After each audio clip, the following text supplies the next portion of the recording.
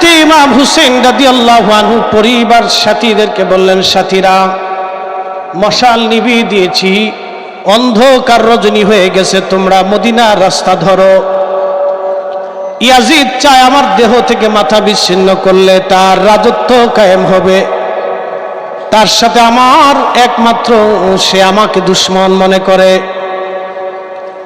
রজনী অন্ধকার, মদিনার রাস্তা ধরে তোমরা পালিয়ে চলে যাও।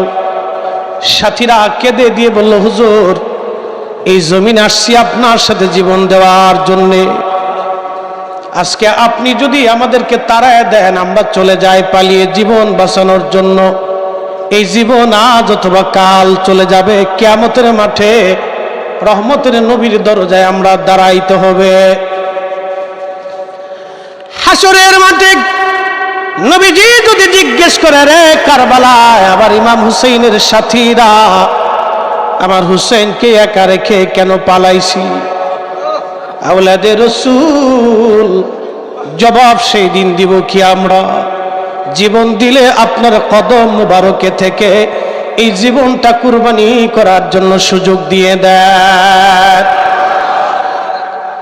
সেই রাত্রি ৯ মুহররম রজনী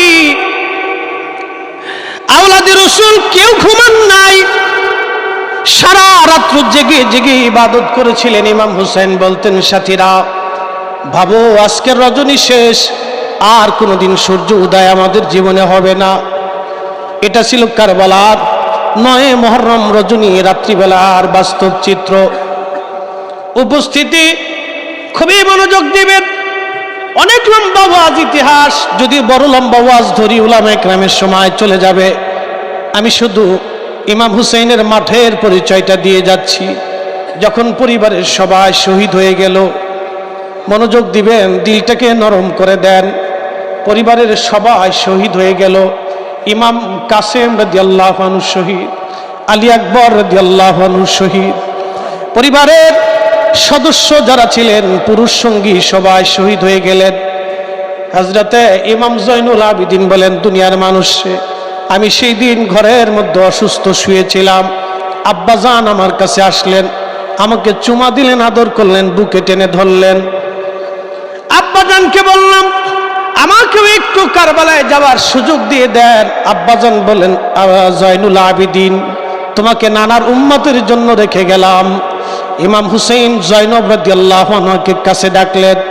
ইমাম জয়নব হযরত ইমাম হুসেইনের ছোট বোন ছিলেন, হযরত জয়নব রাদিয়াল্লাহু আনহা।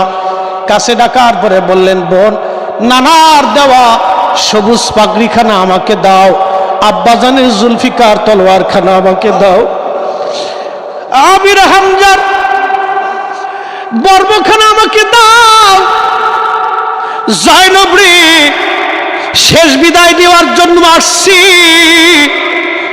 কলিজার টুকরা বোন আমার, বিদায় দেওয়ার জন্য আসছি, আমাকে বিদায় দিয়ে দাও, দুনিয়াতে আর কোনোদিন দেখা হবে না।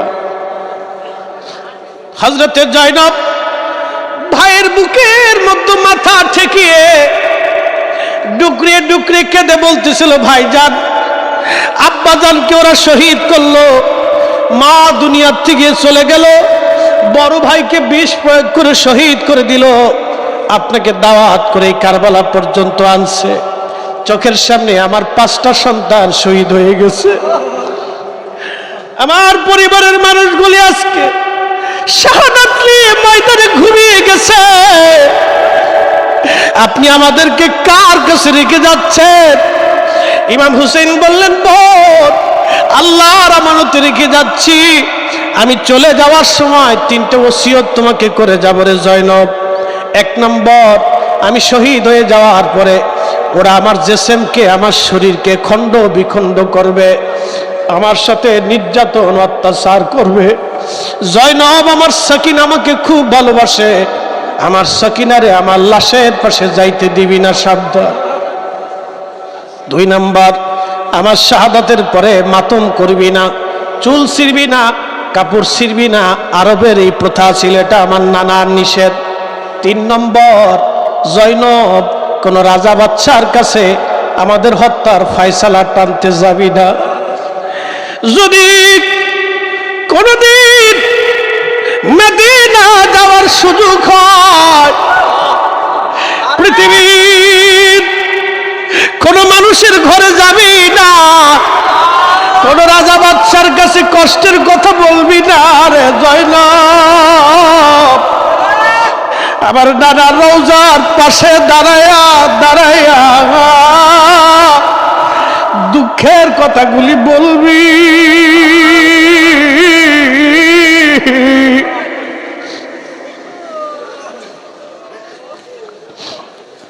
আবার নানার কাছে বলবি, দুনিয়ার কারো কাছে বলবি না রে জয়নব। ইমাম হুসাইন রাদিয়াল্লাহু আনহু বিদায় নিয়ে চলে গেলেন।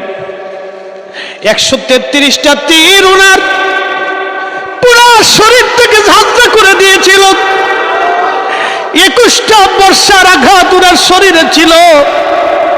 33টা তলোয়ারের আঘাত ওনার শরীরটাকে ঝাঁঝরা করে দিয়েছিল। সীমার বুকের উপরে চড়ে গলার মধ্যে তলোয়ার ধরেছে। ইমাম হুসেইন বললেন, সীমার রে, আমার নানা 50 বছর আগে বলেছিল, হুসেইন আমি স্বপ্ন দেখেছি একটা কালো ডোরা কাটা কুকুর তোমার গায়ে মুখ লাগাইছে। ধীরে ধীরে চালাও ছুরি সীমার, ধীরে ধীরে চালাও ছুরি সীমার, আমারি গলায়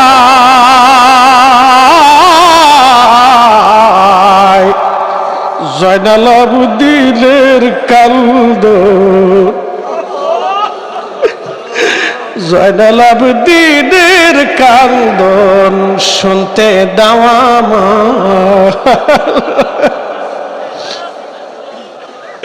জয়নাল আবেদিনের কান্দন শুনতে দাও আমায়। আমার নানা নবী ছিল গুনাহগারের শাফি হলো, সেই গলেতে চুমা দিত, সেই গলাতে চুমা দিত নানাজি সদাই। জয়নাল আবেদিনের কান্দন শুনতে দাও আমায়। ধীরে ধীরে চালাও ছুরি সীমার, আমারি গলায় জয়নাল আবেদিনের কান্দন শুনতে দাও আমায়। অনেক উলামা ইকরাম, সময়ের সংক্ষিপ্ততা, মেহশরের মাঠে নামাজ রোজা জিকির ফিকির কিছুই নিয়ে আল্লাহ রসুলের সামনে দাঁড়ানোর যোগ্যতা আমাদের নাই। হয়তো সেদিন বলবো, ইয়া রাসূলুল্লাহ, আমরা বিশ্ব জাকের মঞ্জিলে দাঁড়িয়ে বসে আপনার হাবিবের আওলাদের কষ্টের কথা শুনে কেঁদেছিলাম। চোখের পানির উসিলে আপনি আমাদেরকে আজকে কবুল করে নেন। আমাদের কিচ্ছু নাই হাতে, আমাদের কোনো নিয়ামত নাই, কোনো বুজুর্গি নাই। আমরা এই চোখের পানি দিয়ে নাজাতের সুপারিশের আশা করতে পারি। এই জন্য পীর কেবলা জান হুজুর আপনাদেরকে ডেকে এনে আহলে বাইতে রাসূলের মহব্বত দিয়ে আপনাদের গুনাহ মাফের জন্য চেষ্টা করতেন। জীবনে সব ছেড়ে দিতে পারবেন, আবুল মুর্শিদের দরবার